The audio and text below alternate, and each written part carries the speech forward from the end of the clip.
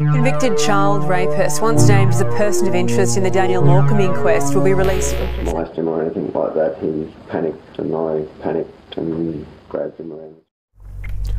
Oke, balik lagi dengan gue ketemu. Jadi sini kita tinggalkan dulu kejadian-kejadian mistis yang video-videonya udah gue upload sebelum-sebelumnya. Gue tertarik dengan sebuah film sekarang yang diproduksi oleh Netflix yang bernama, filmnya berjudul The Stranger, diangkat dari kisah nyata dari seorang penculikan seorang anak yang bernama Daniel Morcombe. Nah, kejadian ini tuh sebenarnya terjadi pada tahun 2003, tepatnya pada tanggal 7 Desember 2003. Si Daniel Morcombe ini adalah seorang remaja dengan usia 14 tahun yang hilang pada tanggal 7 Desember 2003. Dan apa sih yang menarik dari kisah dari Daniel Morcombe ini? Dia hilang itu pada tanggal 7 Desember 2003, tapi terungkap kasusnya baru di tahun 2011, di mana baru terungkap setelah pihak kepolisian Australia melakukan sebuah operasi yang benar-benar keren dan gokil menurut gue, udah kayak di film-film. Nah, karena dari kerennya si aksi dari kepolisian ini, sampai Netflix mengangkat di layar lebar berjudul The Stranger. Dan bagaimana kronologis dari penangkapan serta bagaimana ceritanya baru terungkap sampai 8 tahun. Nah, siapkan mata dan telinga kalian, dengarkan, dan gua akan mulai bercerita tentang kasus Daniel Morcombe. Daniel Morcombe adalah seorang anak laki-laki yang berusia 14 tahun yang tinggal di Palwood di Sunshine Coast di Australia. Nah, dia ini tinggal dengan orang tuanya beserta satu saudara laki-lakinya.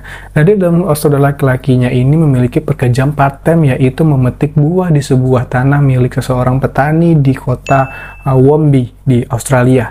Nah, seperti biasa pada tanggal 7 Desember 2003 tersebut, Daniel dan saudaranya ini memetik buah di tempat dia biasa bekerja. Nah, di jam 1 siang, Daniel ini pergi ke sebuah halte bis untuk menuju ke sebuah mall di Sunshine Plaza. Namun, sampai jam 4 sore, setelah orang tuanya kembali dari bekerja, si Daniel ini tidak kunjung datang. Dari cerita saudaranya ini, Daniel itu pergi ke Sunshine Plaza ini untuk membeli hadiah Natal untuk keluarganya. Nah, sampai jam 4 sore dan setelah ayah dan ibunya pulang, Daniel ini juga tak kunjung pulang. Tentu saja membuat orang tua dari Daniel Morcombe ini mencari tahu keberadaan putranya ini melalui teman-teman Daniel. Tapi tak satu pun dari teman-teman Daniel Morcombe ini mengetahui posisi tepatnya Daniel, dan teman-temannya Daniel ini belum ada berkomunikasi dengan Daniel di hari itu. Pada jam 8 malam, orang tua dari Daniel Morcombe ini segera menghubungi pihak kepolisian. Nah, setelah menerima laporan dari keluarga Daniel Morcombe ini, di keesokan harinya di tanggal 8 Desember 2003, barulah pihak kepolisian setempat di Australia melakukan investigasi. Di keesokan harinya, para agen pun malah melakukan investigasi. Tentunya kehilangan anak remaja berusia 14 tahun membuat dari pihak kepolisian memiliki daftar-daftar nama untuk ditanyai, termasuk para predator seksual. Dan pihak kepolisian sudah mengantongi 2 nama yang mungkin terlibat dalam kasus hilangnya Daniel Morcombe ini. Di daftar pertama dari pihak kepolisian itu mencurigai seorang pria berumur 26 tahun yang bernama Douglas Jackway. Dan yang kedua, kepolisian mencurigai seorang pemuda berumur 34 tahun bernama Brad Peter Cowan. Dan kedua orang ini memiliki kasus, yaitu sudah keluar masuk dari penjara dengan kasus yang sama, yaitu predator seksual ataupun melakukan kekerasan seksual kepada anak di bawah umur. Namun walaupun kepolisian sudah memiliki rasa curiga kepada 2 orang pemuda ini, tetapi kepolisian tidak memiliki fakta untuk menahan dari kedua pelakunya ini. Karena mereka benar-benar memiliki sebuah ilustrasi yang membuat mereka terlepas dari jerat hukum itu. Akan tetapi pihak kepolisian lebih mencurigai Brad Cowan. Karena apa? Karena dia merupakan seorang predator seksual anak di bawah umur, atau yang kita sebut dengan pedofil tingkat kekerasan yang paling terkenal di daerah tersebut. Di dalam data, si Cowan ini telah melakukan kejahatan seksual di anak bawah umur dalam waktu yang berturut-turut, dan itu pun dilakukannya setelah ia lepas dan keluar dari penjara. Di dalam catatan kepolisian, si Cowan ini telah melakukan kejahatan seksual dari tahun 1987 dan dia mendapatkan hukuman 1 tahun penjara.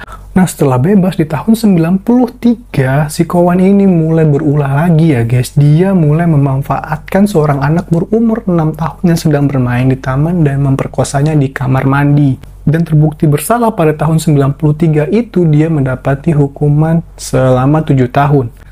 Nah, seperti yang sudah saya sebutkan tadi, polisi sudah mempunyai 2 daftar yang dicurigai. Yang pertama itu Douglas Jaquay dan yang kedua itu si kawan ini. Nah, di tahun 2005, entah bagaimana kasus ini tetap berlanjut ditangani oleh kepolisian Australia.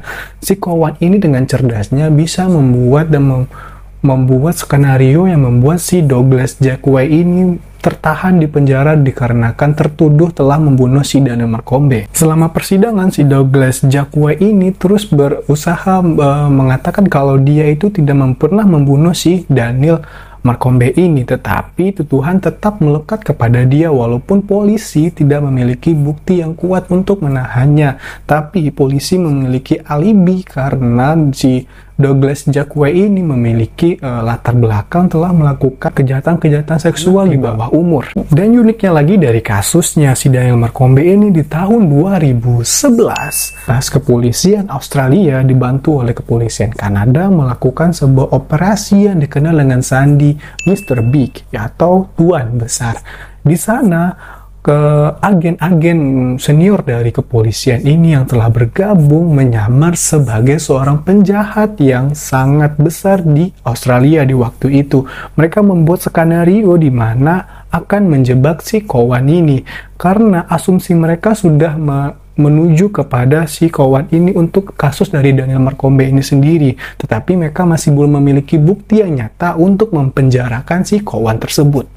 Disusunlah skenario yang begitu epik yang membuat si kawan ini benar-benar percaya bahwa polisi yang menyamar sebagai penjahat ini adalah benar-benar buronan yang paling dicari di Australia. Tentu saja dari bulan ke bulan mereka bergaul dan berkecimpung dengan si kawan ini, mereka mendapatkan kepercayaan dari si kawan ini sampailah di suatu ketika disitulah rencana mulai dilakukan oleh pihak kepolisian. Nah, bagaimana sih cara cerdik dari kepolisian Australia ini menjebak si kawan? Jadi kepolisian ini dengan dibantu oleh agen-agen kepolisian lainnya membuat sebuah jaringan ilegal palsu yang di situ dia mulai merekrut si kawan ini atau menjadikan si kawan ini sebagai partner bisnis dari bisnis ilegalnya ini, karena alibi dari kawan pada pertama kali diinterogasi oleh kepolisian pada hari hilangnya si Daniel Marcombe ini, dia sedang mengantarkan paket sebuah sabu kepada seseorang, dan di situ kepolisian tidak bisa membuat fakta kalau yang menculik si Daniel ini adalah si kawan, karena juga dibantu oleh saksi yaitu istri dari kawan ini mengatakan bahwa benar pada jam segitu si kawan ini pergi mengantar sebuah paket kepada seorang. Tapi kepolisian tidak habis akal untuk mengungkap kasus dari Daniel Marcombe ini. Operasi khususnya ini, kepolisian mulai membuat sebuah jaringan ilegal palsu yang mana di dalamnya itu sebenarnya adalah pihak-pihak polisian semua. Tetapi mereka mengubah data diri mereka dan mengatakan kalau mereka adalah para buronan. Unik bukan menurut kalian? Gimana? Udah kayak film-film bukan ya? Polisi melakukan penyamaran. Nah, tujuan dari kepolisian ini membuat jaringan ilegal palsu ini adalah untuk menarik perhatian dari si kawan ini dan memasukkan dia ke dalam jaringan ilegal palsunya ini, dan untuk juga mendapatkan kepercayaan dari si kawan untuk mengorek informasi dari si kawan ini. Dan rencana kepolisian Australia ini berjalan mulus ya guys. Nah, pada suatu hari si agen kepolisian ini berhasil menjebat si Brad Cowan ini. Dia memanggilnya, yang padahal yang memanggilnya itu adalah seorang agen polisi yang sedang menyamar. Nah, tentu saja sesama para penjahat ya kan, namanya lelaki ya kan, kalau udah dekat dan memiliki kepercayaan dengan temannya, tentu saja apapun akan diceritakannya. Jadi pada waktu itu mungkin mereka sedang mabuk atau mungkin sedang talking aja ya kan, kayak ngobrol bersama teman aja kayak gitu. Sampailah kepada Brad Kowat ini menceritakan kejadian yang pernah dialaminya pada tahun 2003, yaitu dia membunuh seorang anak laki-laki yang bernama Daniel. Got to molest him or anything like that. He panicked and I panicked and grabbed him around the throat and before I knew it, he was dead. All right. How long did it take for you to strangle him out? Do you know? Tentu saja gayung bersambut pihak kepolisian dari Australia ini yang sebenarnya sudah menskenariokan tempat pertemuannya dengan si Kowat ini dan juga sudah menyediakan sebuah kamera tersembunyi untuk merekam percakapan kepada si Kowat ini di manakah dia menguburkan jenazahnya.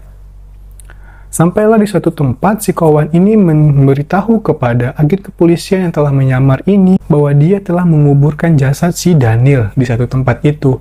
Nah, disitulah baru si kawan ditangkap karena sebenarnya di lokasi yang dituju itu para pihak kepolisian sudah merencanakan strateginya. Dari interogasinya dengan kepolisian barulah didapatkan fakta-faktanya. Ternyata pada tanggal 7 Desember 2003 itu benar si Daniel Marcombe ini pergi ke halte bis pada jam 1 siang. Tetapi ternyata bis yang ditunggunya untuk pergi ke Sunset Plaza itu mengalami kendala teknis. Dan untuk bis penggantinya juga telat 3 menit dan tidak berhenti di haltenya si Daniel ini.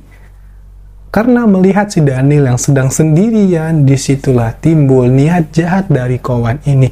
Kata si kawan ini sih dengan alibinya dia cuman hanya ingin memperkosa si Daniel ini. Tetapi si Daniel ini melawan lalu dia mencekeknya sampai si Daniel ini mati. Lalu dia menguburkannya dan menghanyutkan pakaian-pakaian dan barang buktinya lain. Dan si kawan ini tentu saja dia juga bekerja sama dengan istrinya dan istrinya ini juga memberikan sebuah keterangan palsu. Dan keterangan palsu dari istrinya ini juga terungkap ketika si kawan dan istrinya ini ternyata sudah bercerai dan disitulah istri dari kawan ini bercerita kalau yang membunuh Daniel benar-benar si kawan ini. Tentu saja di pengadilan ini membuat si kawan tidak bisa mengelak lagi. Nah, lalu bagaimana dengan si Jack Way yang pertamanya dituduh telah membunuh si Daniel ini oleh si kawan? Tentu saja si Jack Way tetap di dalam penjara ya guys selama 20 tahun karena pihak pengadilan mengatakan di tahun itu benar-benar telah banyak sekali kasus kekerasan seksual untuk anak di bawah umur. Jadi pengadilan tetap memutuskan si Jack Way ini akan ditahan selama 20 tahun karena dia memiliki latar belakang yang sangat gelap tentunya.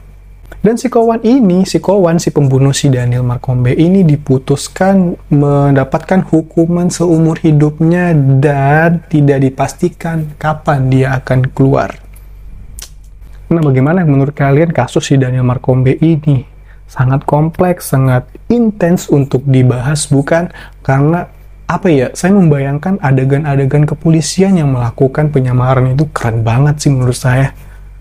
Tapi agak beda ya sama Kami akan kembali. Nah, di akhir video gue teringat sebuah perkataan dari film Fast and Furious ya. Gue yakin dah kalian semua pasti udah pernah nonton dari film Fast and Furious. Di film Fast and Furious gue inget banget ada scene film yang menurut gue memiliki quote yang bagus banget. Jika lu pengen menangkap sebuah kasus besar, maka lu harus membuat kasus besar lagi untuk menangkap kasus yang lebih besar. Itu menurut gue kata-kata itu pantas banget nih di kasus si Daniel Marcombe ini. Gua Kato Muji mohon undur diri. Bye-bye.